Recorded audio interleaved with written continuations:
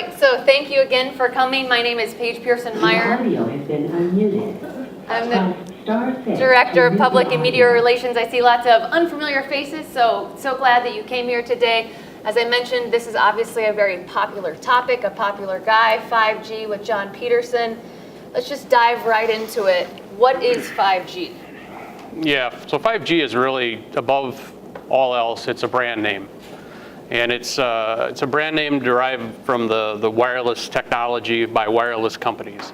And it's kind of all encompassing. And really what it is, it's the next generation of wireless technology.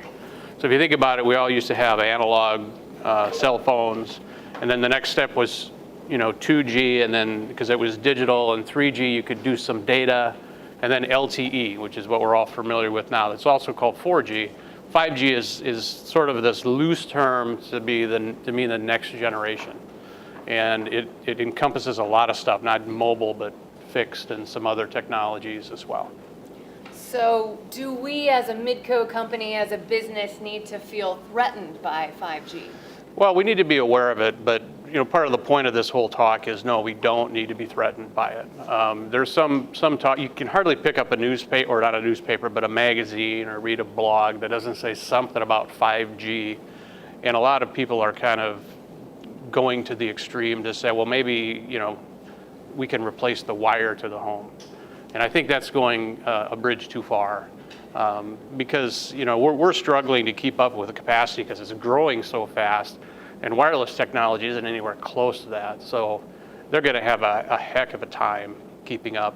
And it's just not a practical outcome of the technology. I think one of the things we're seeing is that there's a lot of potential with 5G. And for instance, millimeter wave can have multi-gigabit speeds. And there can be some new mobile stuff and MIMO, with band steering, etc. So there's all sorts of really good things that can come from 5G, and that's what you hear about in the magazines. But there's some real economic, operational, technical issues with some of that, and you don't hear about those because that doesn't sell advertising and it doesn't sell equipment. So it's good to know all about 5G, but understand its limitations as well. We're in a state that is not super dense. Right. 5G needs density. Speak to more of that. Yeah, so one of the things that you've heard about tossed around a lot is small cell. A lot of people have heard of small cell. That's the notion that you have more towers. So instead of a cellular tower serving a big area, you have multiple towers serving a smaller area. And that sounds like kind of a cool thing, makes a lot of sense. The problem with small cell is that we did just a quick back of the napkin calculation. And to serve Sioux Falls, you would need 352 towers. So that's a lot of towers. That's like a tower every couple hundred feet. And that's just not going to happen. So the other thing is to make 5G make economical sense. You have to have density. You have to have a number of customers. And otherwise, it's just too expensive. And one of the things that I've asked some couple of consultants directly, after a big talk on 5G and all the fun of 5G, it was actually at the Smaller Market Conference last year. It's like, okay, so everybody in this room, this was the Smaller Market Conference, is from a rural area. Do we have to worry about 5G? And this was a consultant, and the answer was no. It wasn't even thinking. So 5G is really going to be a thing, I think, however it rolls out. But it's going to be a thing for pretty populous metropolitan areas. In the Dakotas and states that end in Oda and Kansas, it's probably not a concern for a while. Now, that being said, there's going to be a lot of technology development around 5G. And we certainly are looking to take advantage of that when it becomes available, but in a sensible fashion. Because we could service those towers and be part of the infrastructure. Correct. So one of the things that a lot of people don't realize is there's a lot of cell towers out there right now. They have to come to ground at some point, right? And they connect to fiber. And the cellular companies are one of our better customers. So we provide access. So if you're going to put 352 towers in Sioux Falls, just as an example, that'd be crazy. But if you did it, who's going to hook those up? We're the best candidate for that. So we're low enough density that we don't really have to worry about it, but we can take advantage of people worrying about it elsewhere. The more they make radios, the more they burn the silicon, the cheaper that gets for us to use in a sensible fashion.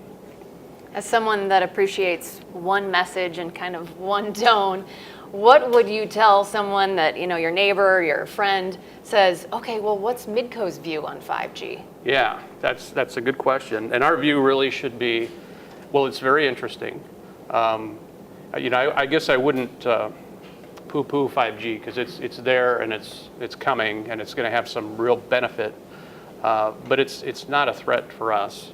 If anything, it's an opportunity, because we'll be able to serve more towers. If towers come, we'll be able to get more spectrum, because more spectrum is being made available, and then we'll have less expensive and more advanced wireless equipment that we can use.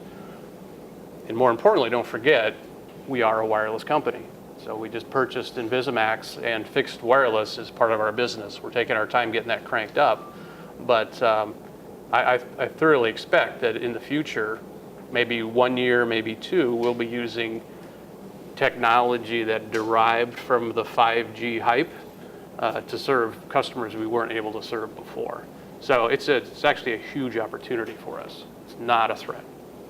You always have your pulse on technology and what's the latest and greatest, but so does our partner, Cable Labs. Speak to that partnership.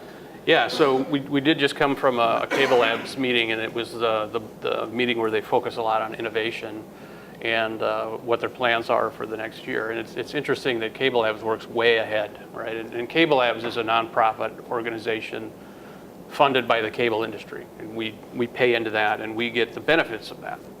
So if they come up with a patent, we can use that patent freely. And the investment that Cable Labs is making is very heavily focused on wireless and fiber. Things like video and DOCSIS are still very important, but from Cable Labs' perspective, who's working years ahead, that's kind of yesterday's news. It's still very important, but a lot of information, a lot of funding is going into wireless. So we're tracking 5G developments, spectrum availability very closely through our partner Cable Labs. Let's open it up. Who has a question about 5G that we haven't already touched on? Nicole. What bands of spectrum do you anticipate 5G being in? What bands of spectrum do you anticipate 5G being in? Yeah, that's not known yet, but one of the bands is C-band. And C-band is what we use right now to talk to satellites. It's where we get our video signals from. And that generally is pointed upwards, but terrestrial C-band is being talked about as being open. So one of the benefits or the plans for the future is to have better spectrum management. Because right now, the FCC does it a little bit crudely. So if you've ever been traveling across country and maybe you're listening to your favorite radio station, it'll eventually go out of signal. And if you're on WebEx, you have to mute until we're ready for your question, okay? And oh no, that means mute, please. Thank you. eventually your radio signal will fade away, but if you drive far enough, you pick up another radio station. So there's a big gap in between there, and that's kind of how the FCC controls frequencies. Well, the thought is that if you fine-tune that a little bit more, that you can get use out of that space in the middle. That's one of the things. And so C-band is one of the spots. There's another band called CBRS, and I don't know the exact megahertz of that. I think there's 3.5 gigahertz or something like that. That's a new one that I do believe will come available, and we're very keenly interested in that. And part of the reason is it's a big chunk. So some of the new processing allows you to, right now wireless is kind of limited to small frequencies. With the new technology, you'll be able to take a big chunk like that and then allocate it as you see fit. That technology, incidentally, is called OFDMA, and that's exactly what DOCSIS 3.1 uses. So we stole the wireless technology so we could offer gigabit speed. Another band that everybody is talking about a little too much, I think, is millimeter wave. And the reason they call it millimeter wave is that the frequency of the waves is very close together, millimeters. And that's the stuff that can do this multi-gigabit. The interesting thing that you don't hear about millimeter wave is it has trouble going through things like walls and air. And so, yeah. So millimeter wave can't penetrate walls. So everything has to be line of sight connected. And if you put it on a tower to provide service, it has to be very close because it has, it's called propagation. So it has propagation issues through air. So what's interesting is you can get a lot of good propagation out of bands like CBRS, and there's a lot of potential there, particularly for us with our fixed wireless product. And you can get a lot of speed out of millimeter wave, but you can't get both. And you don't hear that, all right? It's kind of like the old pager frequencies of 900 megahertz. They can go through walls, you can get that in basements, but you're only sending just of data. So that's one of those untold stories. Yeah. Other questions?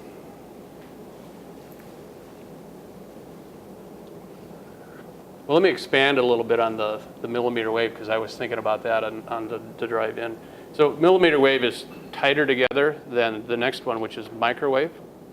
And we use some microwave communications. But what a lot of people don't realize is microwave has issues going through stuff too, particularly water. And so if it's a heavy rain or there's foliage in the way, microwave can have some issues. But that's a good thing because that's how come microwave ovens work. It's because they heat up the water in your food, and that's why you can boil water in a paper cup. So, and that's also why you don't want to stand in front of a microwave transmitter, because the first guy that discovered radar range, which is what it was called, actually used to take breaks in his lawn chair in front of the microwave transmitter until the chocolate bar he had in his pocket melted. And yeah, and that was the beginning of the microwave oven. Yeah. Interesting. I don't know the fate of that gentleman, but yeah. Yes. Yeah, Jeremy. So, the introduction of 5G, are there any new technologies that are being considered or really looked at with that introduction? Yeah, Let me absolutely. answer that. So your question is, are there any new technologies being considered with 5G? Okay. Yeah, a ton of them. The first one is sort of, it's called MIMO, or massive MIMO. And right now, a typical radio that is used for wireless has got one antenna and one transmitter. With MIMO and higher frequencies, they are actually able to put the antennas on a chip. And so you can have up to, I think at this point, 256 on a single chip. And so what that means is you can do band steering. And if I hook to somebody's mobile phone, for instance, let's say Derek's, I dedicate one antenna and transmitter to him, and I dedicate another one to somebody else. So there's not a lot of sharing going on there. Now that only applies to very high frequencies, but that's kind of a cool thing. Let's see what else is going on. A lot of the spectrum management. So sometimes referred to as cognitive radios. So instead of putting the smarts in the radio or the access node, they actually talk to the cloud, and the cloud decides, is there any interference in your geographic location? And if there is, switch to this frequency. And so that's a new capability. It's much more software driven. And so you're able to deploy radios that can handle a much greater range of spectrum and be more agile. Another technology that CableLabs is all about, and that is low latency DOCSIS. And that's specifically designed so that you can use cable modems to serve wireless towers. And it takes some shortcuts, because DOCSIS is pretty fast, but its latency is a little unpredictable. It's got a range of performance. And with this, it takes some shortcuts and optimizes it for extremely quick speeds. And so that's one of the technologies that the cable industry is doing related to 5G. Good question.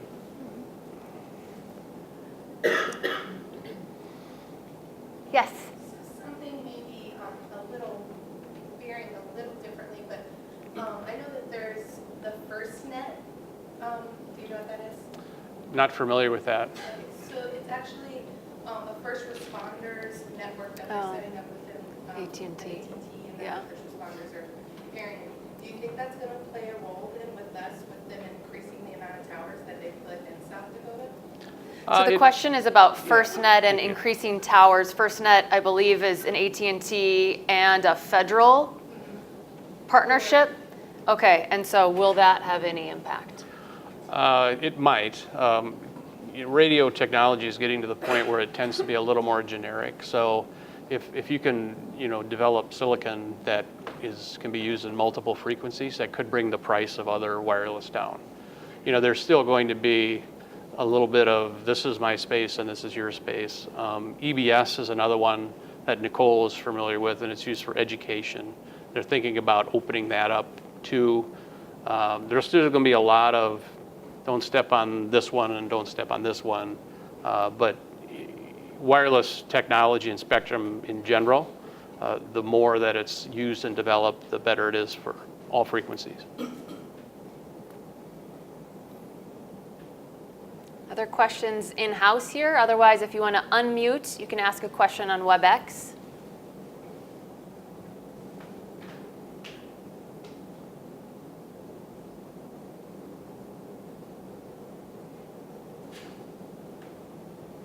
Hello, this is Sherry. Can you guys hear me? Yep. In Minneapolis here, we have a historic, I don't know what to call it, but it's like a wireless provider that's competing with Comcast. It's U.S. Internet. Are there any parallels between that technology and 5G? Did you see any U.S. Internet style deployments that were successful in the United States or beyond? Yeah, wireless technology exists now, and to the extent that 5G is coming and could add more speed and more spectrum, it could potentially make, sort of a point-to-point or even a point-to-multi-point, given high enough density, more successful because they would have speeds that could potentially compete or be quote-unquote good enough. If there's one area that I think that we really need to be mindful of and watch out for is that sort of one-off, I want to hook to this apartment building. Because that doesn't really require, it comes with density, right? And if you're a provider and you want to hook to a spot with a lot of people, you don't have a lot of options right now. You have to run fiber. But if you're nearby and you can deploy a higher speed wireless technology, that might be an area where you could compete pretty well with a wired company. So that's one way I think that 5G, perhaps building upon an existing internet service, could be a potential impact to us. Craig. I may have missed it, but did you say what speeds they're touting for 5G? Well, they're touting multi-gigabit speeds. But that's part of the problem, right? So you only get that if you're using millimeter wave. And if it's millimeter wave, you better be able to see where you're, it's very limited sort of use. Very, very small cells. If the further down you go, like CBRS, there you might be able to get into the 100 meg by aggregating a lot of spectrum. And so we're actually hoping that that's the case, keeping in mind that a lot of this stuff is only running in labs at this point, and there's a big difference between the lab and the real world.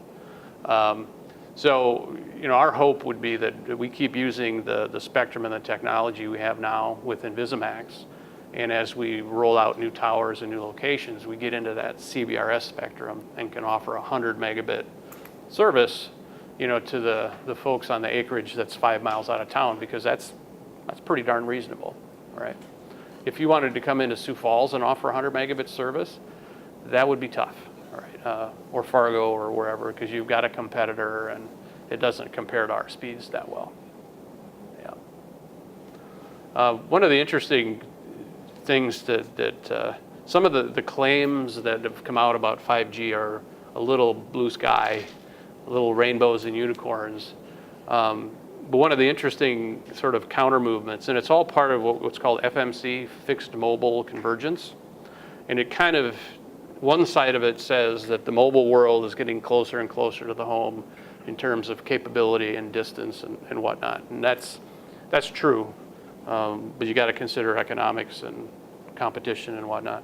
But the other side of the coin is that really the biggest wireless provider in the United States is the cable industry, because there's hardly a home that doesn't have Wi-Fi in it. And Wi-Fi capability is getting better and better. There's new standards coming out. There's a thing called Vantage from the Wi-Fi Alliance, and it's kind of carrier-grade Wi-Fi. And so it seems like every 6 months there's some new Wi-Fi thing. And we ourselves did a Wi-Fi sort of mesh with AirTies, and now are relaunching whole home using some Hytron technology, and it's pretty neat. So in some ways, we're expanding into their territory, right? So, it's not, if you're going to take a leap of faith and imagination with regard to 5G, you might as well do it the other way too. And let's say that we come up with a 5G access node that can run in somebody's house. So for $5 a month, we'll hang this on the peak of your house, and now who's got small cells? Right, so we could theoretically launch ourselves into the mobile business by leveraging our existing small cells called our customers. Mm-hmm. Now that's quite a leap, but that's not such a leap that hasn't been talked about with 5G going the other way. Mm-hmm. So it's a little bit of a interesting situation in the next 5 years. I say this every year. So the next 5 years are going to be really interesting, and I think that's true. But they're going to be interesting in a very wireless kind of a way. Ben. John, where are the big guys at on this? You sit with, the Comcast and Charters, Mediacoms, and Coxes in this. Where are they? Do they see the same thing? For our recording, Ben is asking, where are the big guys at? So Comcast, Charter. Yeah. Well, we track with the big guys pretty carefully because they're at the same meetings that I go to, yeah. Right? And I think they look at on the 5G brand with a little chagrin. It's like, oh man, they're getting a lot of mileage out of this, right? And nobody wants to turn it off, because if you're an equipment manufacturer or a wireless company, you ride that pony, right? And so I think we're all going, wireless is a very important part of our business, and when we get the whole 5G thing and we're all in, we're going to keep our heads about ourselves and not make crazy claims, but absolutely. So the industry is all about wireless, and I think we feel that if anybody can make it go in a usable and profit-forming way, it's the cable industry. So, and that's the big guys talking. So. Other questions? What about WebEx? Any questions from you folks?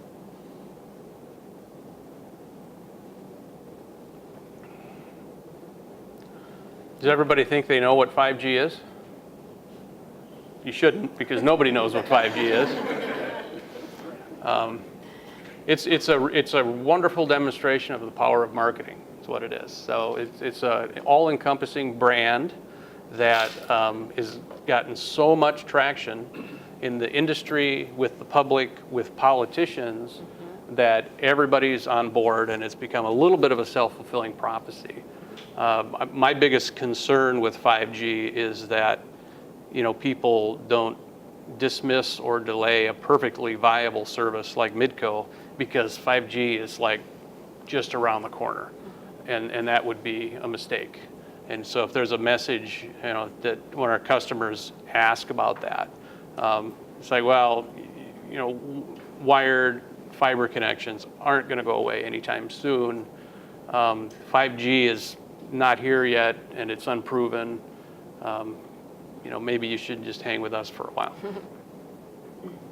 Yeah, Aaron. John, would you kind of equate this to what the gig billboard war was all about for a long time, and now we've been a part of it for a long time? Would you equate this to the gig billboard war that was going on for many years?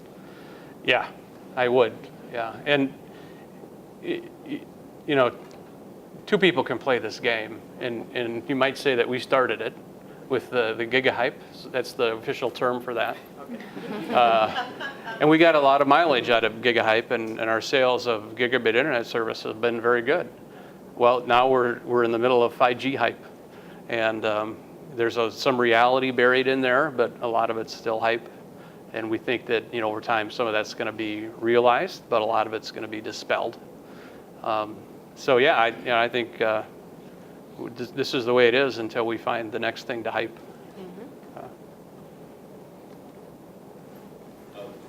So throwing out millimeter and just maybe focus on like CBRS, what speed would you say if they could offer, would that become kind of competitive to a wireline speed that we would want to start worrying about that or think about deploying it more?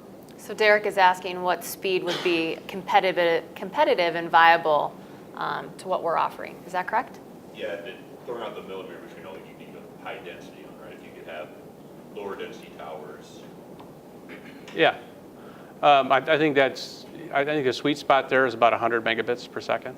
I think that with CBRS, that's the kind of service that could be offered. And for a lot of people, that might be okay. For me, it wouldn't be okay. For a lot of people in this room, it wouldn't be okay. But especially if they were able to offer it at a lower price point, it would be good. If you had a home that was 2 miles outside of town and your choices are like nothing and more of nothing, 100 gig is a wonderful service, or 100 meg is a wonderful service. So you'd probably pay a premium for it. That's what we're hoping to do ourselves. So to some extent, some of that spectrum is licensed. So it's a little bit of who gets the license first. So yeah, I think 100 would, if somebody was able to offer 100 megabit service, I think that would be potentially impactful. But to do that for one home or 20 homes, it's ridiculously expensive. You'd have to do a full rollout and a full rollout in a dense or in a less dense area without the fiber backbone to back you up. That's a challenge. We can leverage our fiber network and put towers only where our fiber is, and that gives us a tremendous advantage in the wireless space. That's why we bought a company.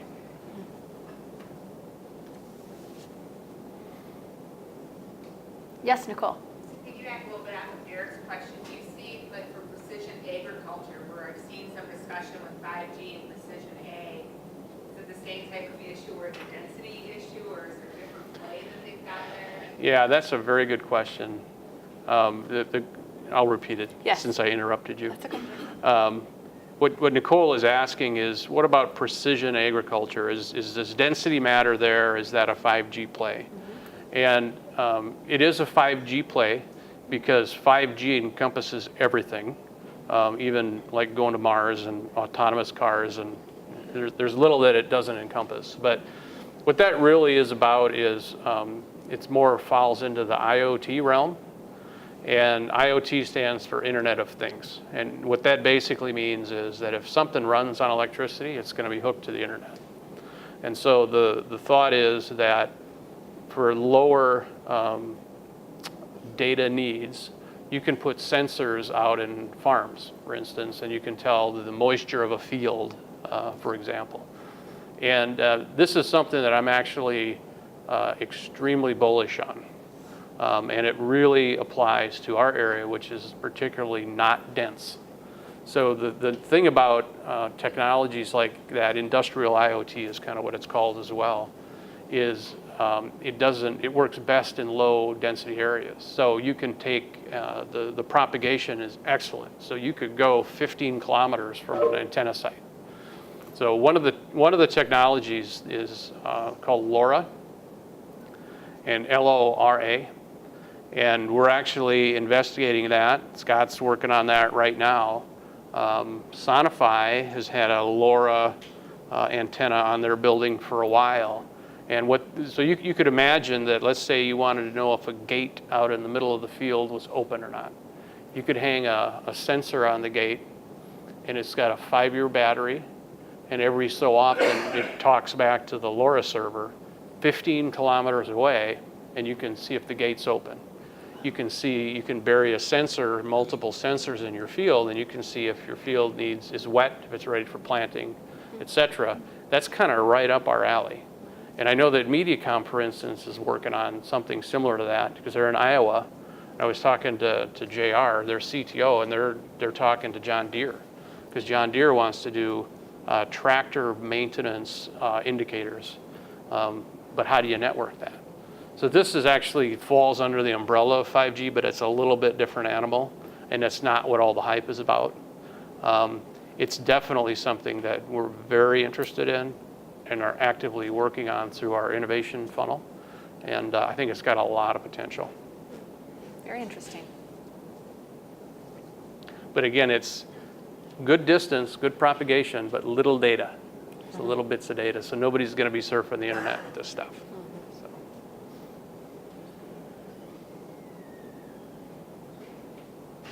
Good questions. Any others? Any other questions in here or on WebEx? Yeah, John, I have one. Speaking about 5G, I've seen a few articles around that they were looking at reclaiming some of the old video spectrum on the UHF and VHF bands to do some rural wireless internet. Is that something that they're still looking to do, or is that kind of gone?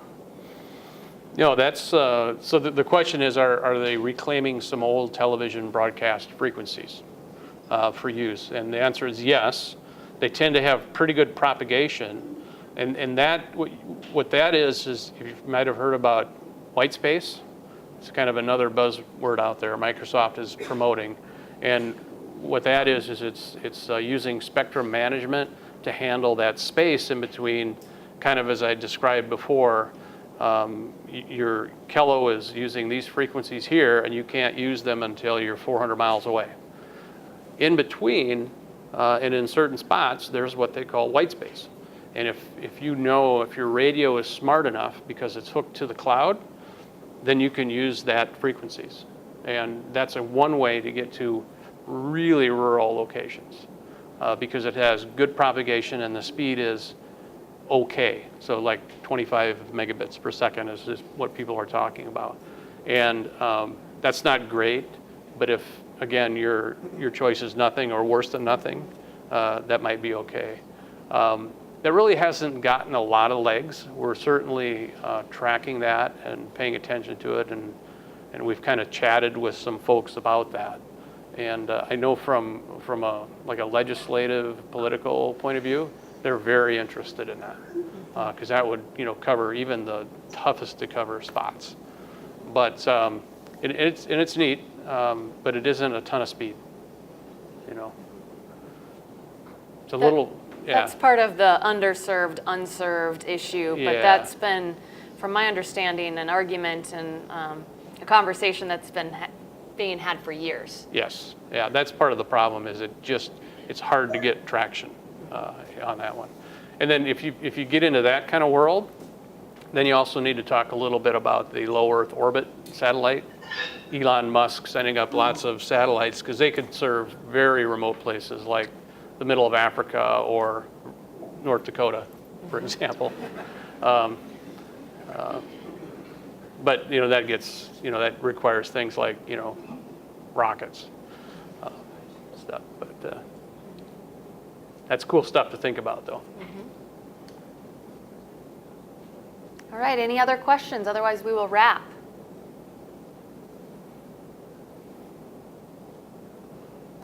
Okay. Parting thoughts? Yeah, we're going to have another one next month, except it's going to be free beer. Yeah, we're working on a subject. Thanks for coming. This turnout is much greater than I think any of us expected. And we hope that demonstrates that there really was an interest in 5G and that you walked out of here with a little more knowledge than when you walked in. Yeah. Let's thank Jon.